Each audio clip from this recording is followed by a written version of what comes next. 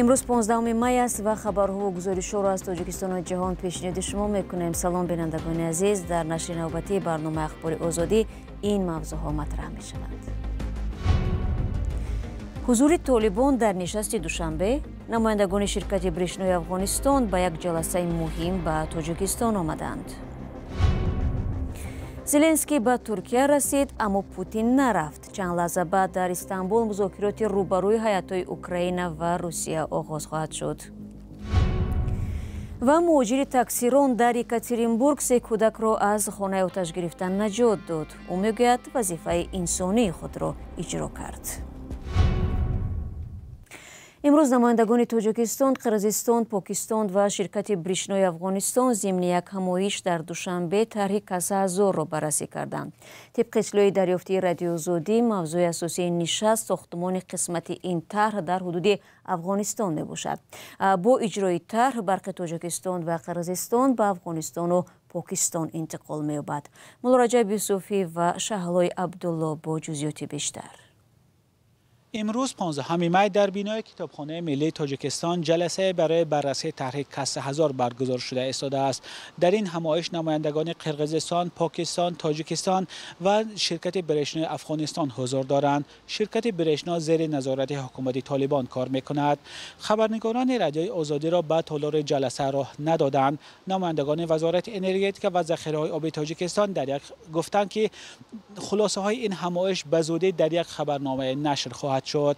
نمایندگان شرکت برشنوی افغانستان که زیر نظارت حکومت طالبان کار میکنند در صحبت بدون میکروفون گفتند در این همایش اساساً یک موضوع بررسی می شود، آن هم عملی کردن طرح کاسه 1000 در حدود افغانستان. چون سالهای گذشته به دلیل نبودن امنیت در افغانستان این طرح عملی نشد. نمایندگان وزارت انرژتیک و ذخیره‌های آبی تاجیکستان قبلا گفته بودند کارها وابسته به عملی کردن طرح کاسه 1000 در حدود قرقیزستان و تاجیکستان به انجام رسیده. اکنون در نظر است که این طرح در افغانستان عملی کرده شود.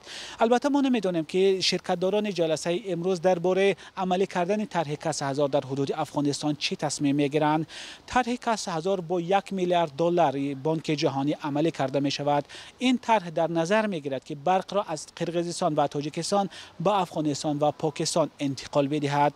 خبرنگاران رادیوی آزادی این جلسه را پیگیری دارند و با دریافت اطلاع بیشتر شما را در جریان میگذاریم. مولا رجب یوسفی گزارش میداد.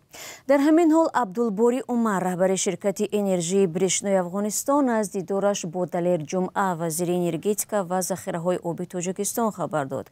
رهبر برشنو در شبکه ایکس نوشته است با دلیر جمعه درباره مسائل مهم گپ زده است، اما عبدالباری عمر از این بیشتر تفصیلات نداده است. وزارت انرژتیک تاجیکستان هم درباره این ملاقات و هم آمدن هیئت شرکت برشنو خبری ندادند. امامعلی رحمان رئیس جمهوری تاجیکستان زیر قانون امضا گذاشت که به ختم کرده های دانشگاه ها امکان می‌دهد هنگام خدمت در ارتش در مدت 3 ماه رتبه افسری بگیرند. دفتر مطبوعاتی ریاست جمهوری خبر داد که امامعلی رحمان قانون مذکور را روز 14 می امضا کرده است. 2 هفته پیش از این وزارت مدافع تاجیکستان اعلام کرد که نقشه دعوت بهاری به خدمت حربی پیش از مهلت و 100% اجرا شده است. تفصیلات در گزارشی همکارم برات یوسفی. قبول طرح اصلاح شده قانون درباره عهدهداری حربی را یک تلاش برای جلب جوانان بیشتر به صف ارتش ملی تاجیکستان می‌دانند که سالهای گذشته با جنجال و کشمکش‌ها در کوچه و نقلیات صورت می‌گرفت. قانون مذکور را وکیلان مجلس نمایندگان روز 5 می به بحث و بررسی زیادی قبول کردند. اصلاح در قانون مذکور به گفته امامعلی صابرزاده وزیر دفاع تاجیکستان با پورا کردن نیروهای مسلح کشور با متخصصان از حساب جوانان تحصیل دیده مساعدت می‌نماید. بر اساس قانون پیشین سربازان ختم کرده دانشگاه نوابسته از تحصیل در کافدرهای نظامی فقط بعد 1 سال حق پیدا می‌کردند که رتبه اولین افسری را بگیرند. اکنون به گفته مؤلفان قانون این سربازان و سرژانتان تحصیل کرده می توانند بعد 3 ماه ادای خدمت حتمی نظامی رتبه پراپورشیک بگیرند. البته در صورتی که میل داشته باشند خدمت را در صف نیروهای مسلح ادامه بدهند. عین زمان در قانون مذکور شیوه دادن رتبه نظامی به زنان را مقرر کردند که در صف نیروهای احتیاطی هستند. در قانون پیشین درباره عهدهداری‌های حربی این گونه چیزی نبود. در تاجیکستان خدمت حتمی نظامی 2 سالی رسو است و سرپیچی از خدمت زیاد به نظر می رسد و یکی از سبب‌های آنها بدرفتاری افسران با سربازان نوآمده می دانند. در موسم بهاری دعوت به صف ارتش در سال 2023 گروهی از دانشجویان سالهای آخر دانشگاه طبی تاجیکستان را هنگام سپاریدن امتحان از داخل مؤسسه و مجبوری به خدمت حربی بردند. اگرچه مسئولان دانشگاه گفتند که 20 جوان خودشان اختیاری به ارتش رفتند، در آن ماه 200 دانشجوی دانشکده پلی‌تکنیکی شهر خوجند را هم به خدمت بردند و نگفتند که اختیاری بود یا مجبوری. اکنون به گفته نصرت الله محمودزاده رئیس کمیته مدافع و امنیت در مجلس نمایندگان، قانون نو جوانان را هوسمند می‌کنند که اختیاراً به صف نیروهای مسلح پیوندند و ارتش کشور با افسران و پراپورشیک‌ها پوره شود. رو می‌آوریم به موضوع بین‌المللی. هیئت‌های حکومتی روسیه و اوکراین برای نخستین مذاکرات روبرو در پی جنگ 3 ساله وارد شهر استانبول شدند. پرزیدنت اوکراین ولادیمیر زلنسکی با وجود قرار پوتین برای نرفتن به ترکیه به شهر انکارا رفت. زلنسکی آنجا با پرزیدنت ترکیه رجب طیب اردوغان ملاقات می‌کند، ولی در استانبول در مذاکرات صلح شرکت نخواهد کرد. همزمان پرزیدنت آمریکا دونالد ترامپ گفت در صورت پیشرفت در مذاکرات میان روسیه و اوکراین او میتواند روز 16 می به استانبول برود. چنانچه روی موضوع در گزارش سرانگیز نوروز.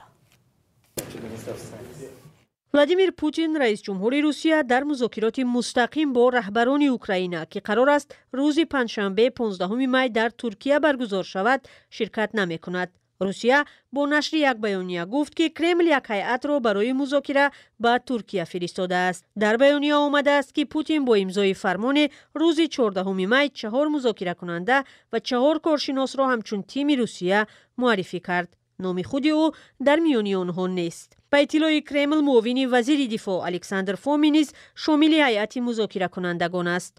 وی در مذاکراتی که هفته اولی پس از هجوم روسیه به اوکراین برگزار شده بود اشتراک داشت. ریاست هیئت را ولادیمیر میدینسکی مشاور پوتین به عهده دارد. او نیز در آخرین دوره مذاکرات که 3 سال پیش صورت گرفته بود حضور داشت.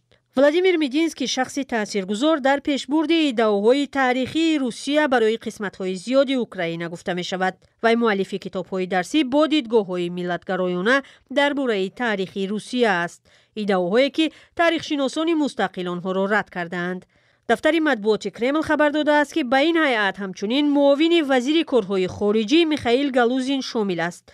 ایگور کاستیوکوف رئیس اداره اصلی استخبارات نظامی که نهاد کشف نظامی خارجی روسیه است نیز یکی از مذاکره کنندگان بوده است. کرمل او را به عنوان سردار ستاد گنرالی روسیه معرفی کرده است. در سال 2022 چندین دوره مذاکرات بین دو طرف ابتدا در بلاروس و سپس در ترکیه برگزار شد، اما در نهایت این گفتگوها نتیجه ندادند. ولادیمیر زلنسکی رئیس جمهور اوکراین که پیشتر پوتین را به ملاقات حضوری در جریان مذاکرات استانبول دعوت کرده بود، چند روز پیش گفت اشتراک نکردن پوتین نشانه روشنی آن است که او واقعا خواهان صلح نیست. منتظرم ببینم که از طرف روسیه کی می آید. سپس تصمیم می گیرم که اوکراین چه گام های باید بردارد. پیام های آنها در رسانه ها هنوز باوری بخش نیست. پس از دعوت رهبری روسیه برای مذاکرات مستقیم، زلنسکی گفته بود آماده است با پوتین ملاقاتی روبرو کند. و تاکید کرده بود که شخصا با خود پوتین وامی خورد، نه با هیئت رسمی مسکو. پوتین گفته بود مذاکرات مستقیم باید به یگان شرط گذاری پیشکی صورت گیرد. پس از اعلام هیئت کرمل، یک مقام آمریکایی گفت دونالد ترامپ در این ملاقات شرکت نخواهد کرد. پرزیدنت آمریکا قبلا گفته بود که در صورت حضور پوتین در آن ممکن است وی در جریان سفرش به خاورمیانه به ترکیه برود. هدف از این مذاکرات دستیابی به سازشنامه صلح میان کیف و مسکو است که به بدترین نزاع در اروپا خاتمه میبخشد. ولی حضور نداشتن پرزیدنت روسیه و آمریکا در آن امید و انتظارات را برای دستیابی به پیشرفت در این سمت کاهش میدهد.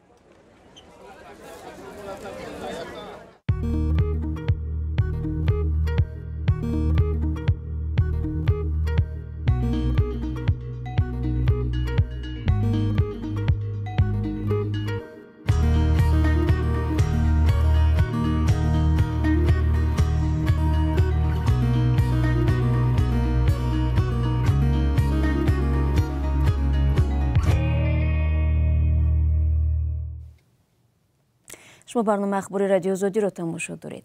مهاجری در شهر یکاترینبورگ روسیه 3 کودک خردسال را از منزل آتش گرفتن نجات داده است.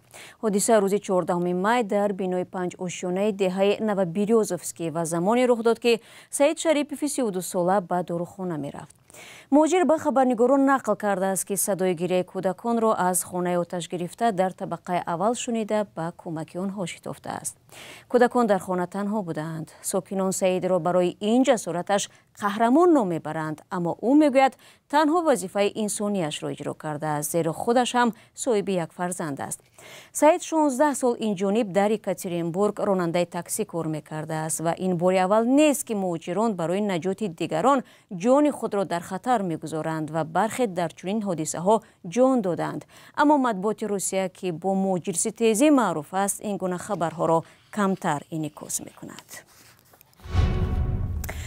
در قرغیزستان مرافعه یک شهروند قزاقستان شروع شده است که به آمادگی به غصب قدرت متهم می شود. بنا به فرضیه تفتیشات بگمراد شومکبوی 31 ساله سپارش‌های فعالان مخالفین امام‌الدین تاشев و تلکمت کورینов را اجرا می کرد و بنااً شریک جنایت محسوب می شود. مادرش گلنوره رحیمبابویeva به گناه پسرش باور ندارد. گزارش تلویزیون «Настоящее время» در این باره را محمد وفا ریزازاده تقدیم می کند. ساکن شهری ترز قزاقستان بگمراد شومکبوی روز 11 ینور امسال در مرز با قرغیزستان بازداشت شد. مادرش گلنوره رحیمبابویeva میگوید که پسرش برای تجارت زود به بیشکک می آمد و او را در گذرگاه بازداشت کرده و مفتشان سپردند. چه случилось, сына? Ты что натворил? من از پسرم پرسیدم که چی گپ شده است، او چی کار کرده است. وی گفت نمیداند برای چی بازداشت گردیده است. پسرم میگوید به من گفتند که به دوستانم مکتوب نویسم و در اینجا یک بلاگر قرغیز بوده است که باید بازداشت و آورده شود. من از پسرم پرسیدم کدام بلاگر و من او را چی طور میآورم.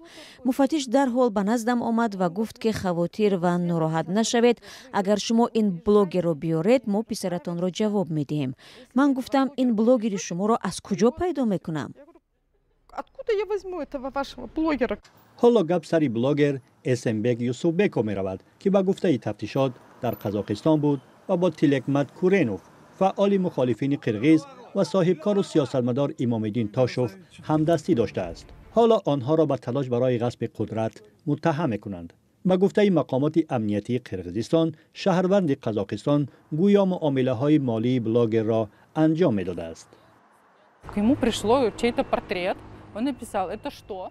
برایش یک عکس را فرستادند و پرسیدند که آیا او را میشناسد. گویا نفری در عکس بوده از آنها پول کلان قرضدار بوده است و بدتر از فرار کرده است.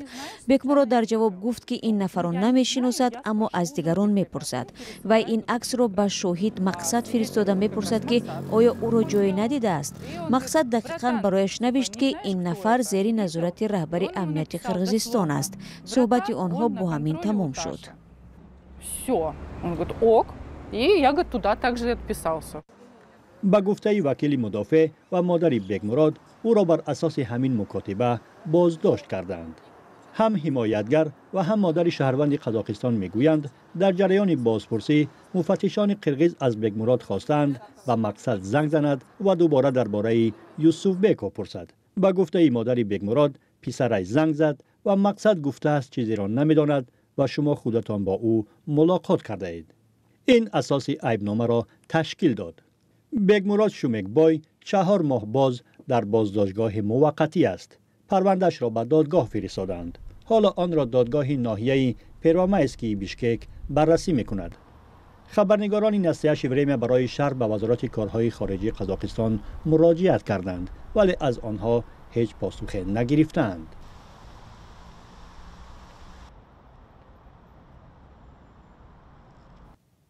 با همین مطلب رسیدیم به پایان برنامه امروز. تشکر بی‌اندازه برای همراهی دوستان بین‌نهایت مهربان. خبر و نوارهای از این بیشتر رو چون همیشه شما میتوانید در وبسایت رادیو آزادی و همین صفحه ما در یوتیوب و اینستاگرام و فیسبوک نیز دریافت نمایید. خود را تا برنامه‌های بعدی احتیاط کنید و خدا نگهدار.